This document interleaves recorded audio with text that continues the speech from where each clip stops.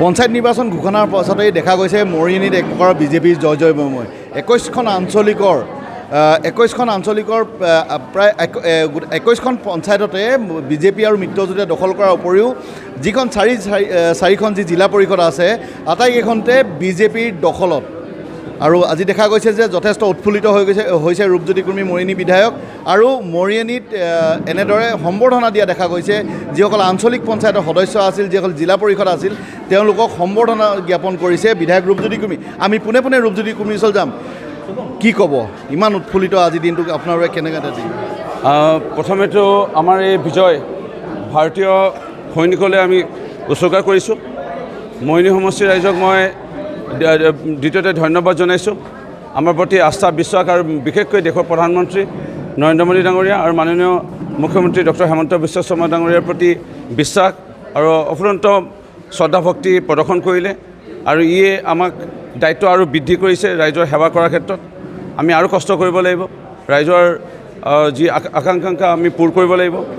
মই আনন্দিত। আৰু আমি অলপ হ'লেও ৰাইজৰ মাজত গৈছিলোঁ উন্নয়নৰ বাৰ্তা লৈ পেলাই।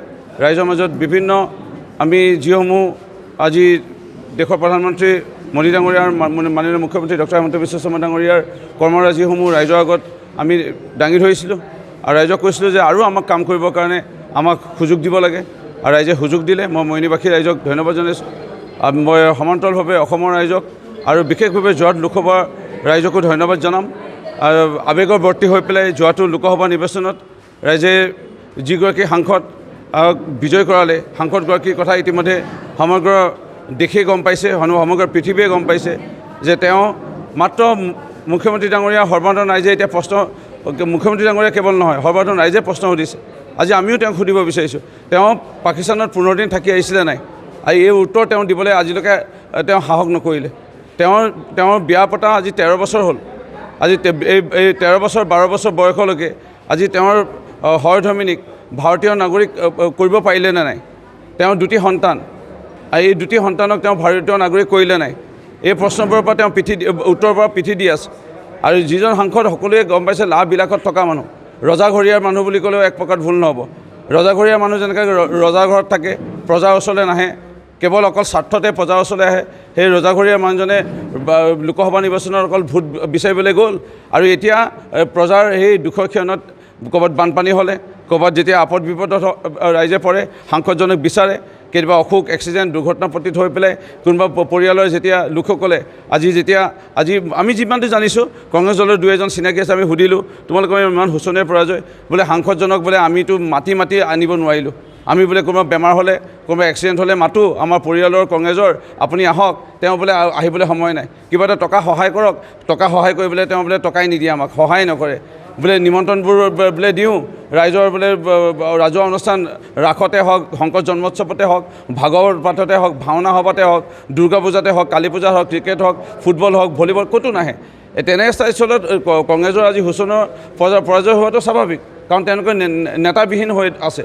থাকিল কথা ৰাইজৰ দলৰ যিজন বিধায়ক অখিল গগৈ ফিতাহী মাৰি আছিল যে আগতে তুলনি বিয়া খাব নিদিওঁ বুলি কৈছিল, এইবাৰ 26 চনত ৰূপজ্যোতি কুৰ্মীক বোলে বিজয় হ'বলৈ নিদিওঁ বুলি কৈছিল। তেওঁ যিটো নিজৰ ৱাৰ্ড, তেওঁৰ মাক এতিয়া বৰ্তমান আছে লুখৰাখন গাঁৱৰ, তেওঁ য'ত ঘৰ, সেই তাত যি ৱাৰ্ড মেম্বাৰো ৰাইজৰ দলত তেওঁ জিকাব নোৱাৰিলে মানে ৰাইজৰ দলক পচন্দ কৰিলেহে।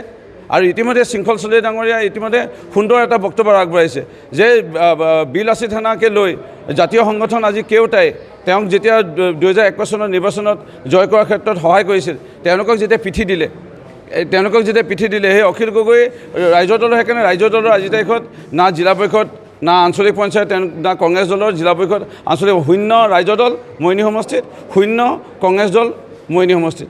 ভাৰতীয় জনতা পাৰ্টি, অসম গণ পৰিষদে, আমাৰ মিত্ৰজোঁটে আমি সকলো আসনতে আমি ৰাইজৰ আশীৰ্বাদ লাভ কৰি পেলাই আমি জয় হ'বলৈ সক্ষম হ'লোঁ। পঞ্চায়তৰ এই যি নিৰ্বাচনৰ ফলাফল যি ঘোষণা হ'ল, আপুনি আশাবাদী আছিল নে আপুনি আটাইকেইখন পঞ্চায়তত আপোনালোক জয় লাভ হ'ব? মোৰ আত্মবিশ্বাস আছিলে আমি গোটেইকেইটাতে আমি জয় হ'ম।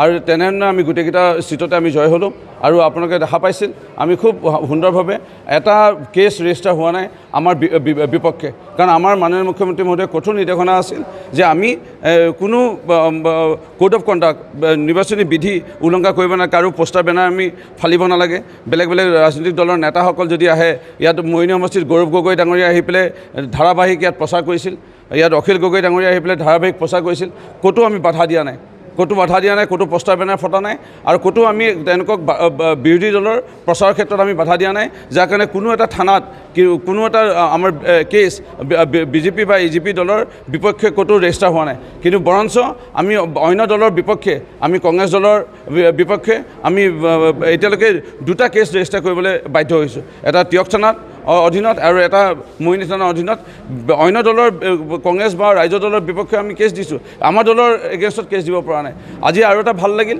মই আমাৰ মাননীয় মুখ্যমন্ত্ৰী ডক্টৰ হিমন্ত বিশ্ব শৰ্মা ডাঙৰীয়াৰ যি নিৰ্দেশনা আছিল আমি কোনো ফটকা ফুটাব নালাগে আতাচবাজি ফুটাব নালাগে আমি কোনো ভোজ আমি আগবঢ়াব নালাগে আৰু কোনো প্ৰচেছন বা ৰেলী আমি কৰিব নালাগে আমাৰ সকলোৱে ইতিমধ্যে টকা অলপ অলপকৈ সাঁচি থৈছিল আৰু মই যেতিয়া ক'লোঁ যে মাননীয় মুখ্যমন্ত্ৰী মহোদয়ে আমাক এয়া বিজয় উৎসৱ পালন কৰিব মানা কৰিছে এই টকাবোৰ আমি কি কৰোঁ পাৰিলে আমি ভাৰতীয় সৈনিকক আমি দান দিওঁ নেকি সকলোৱে ইতিমধ্যে আমাক 10,000 20,000কৈ জিলা পৰিষদ আঞ্চলিক প্ৰাৰ্থীসকলে আমাক আগবঢ়ালে আৰু আমাৰ প্ৰায় 3 লাখ মান টকা হৈছে মোৰ নিজৰো এটা দৰমহা টকা অংশ এটা আগবঢ়াই আমি 3 লাখ টকা নেশ্যনেল ডিফেন্স ফাণ্ডলৈ আমি আগবঢ়াইছোঁ এয়া চেক আপোনালোকক প্ৰদৰ্শন কৰিব বিচাৰিছোঁ অলপ পিছতে আমি বেংকত এয়া জমা কৰি দিম 3 লাখ টকাৰ চেক আমি নেশ্যনেল ডিফেন্স ফাণ্ড আমাৰ ভাৰতীয় জনতা পাৰ্টি আৰু অসম গণ পৰিষদ দলৰ আমাৰ বিজয় প্ৰাৰ্থীসকলে সকলোৱে 10,000 5,000 কোনোবা 7,000 যোনে পাৰিছে চবেই আমাক দিলে আৰু এটা আমি সৰ্বমুঠ টকা আমি নেশ্যনেল ডিফেন্স ফাণ্ডলৈ আগবঢ়াব বিচাৰিছোঁ আৰু মাননীয় মুখ্যমন্ত্ৰী মহোদয়ে যি চিন্তা কৰিছে ভাৰতীয় সৈনিকসকলৰ বাবে আমি প্ৰত্যেক মৰিয়নি সমষ্টিত থকা ভাৰতীয় সৈনিকৰ কৰ্মৰত আমি পৰিয়ালৰ এটা তালিকা প্ৰস্তুত কৰিছোঁ